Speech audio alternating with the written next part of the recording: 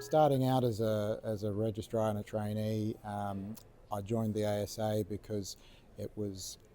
an easy way to become part of a community and to start meeting people, getting involved in some of the educational programs the ASA ran. And as moved into consultant work, it's given me the ability to discuss and brainstorm and reach out to other people that I've met through ASA conferences like here at the NSC,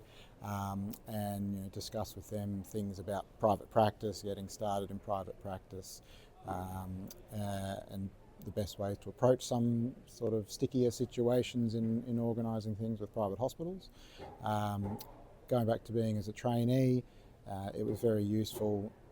having some ASA contacts to start looking at some international fellowships and reaching out to people in both Canada and the UK, which allowed me to set up quite a good fellowship in the UK that was a very good experience for me. As a registrar, the benefits of the ASA membership that I valued were all of the educational programs that they ran, so things like the Viva practice sessions were really quite useful pre-exams, and some of the networking opportunities at the ASA conferences, so the trainee sessions were quite useful for hearing from other trainees, meeting them, gaining some friends and colleagues in other states, as well as getting some input from consultants and senior consultants about trainee-related educational stuff and some of the research projects that were going on. As a consultant, the ASA membership value that I get out of it is access to the RVG book is really useful. I've referred to that countless times, and some of the probably more geared towards consultants, but obviously available to trainees, is some of the other sessions that the ASA has organised, some of the medico-legal stuff,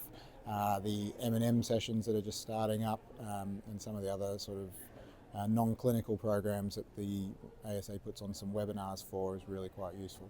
Being an ASA member, I've made lots of meaningful connections with people all over Australia in the world of anaesthesia. I've certainly had job opportunities. I've had contacts in other hospitals for organising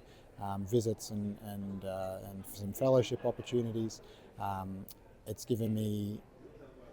membership into this community of anaesthetists that are all very open, very friendly, willing to help, willing to offer advice. Coming to places like the ASA NSC, you get to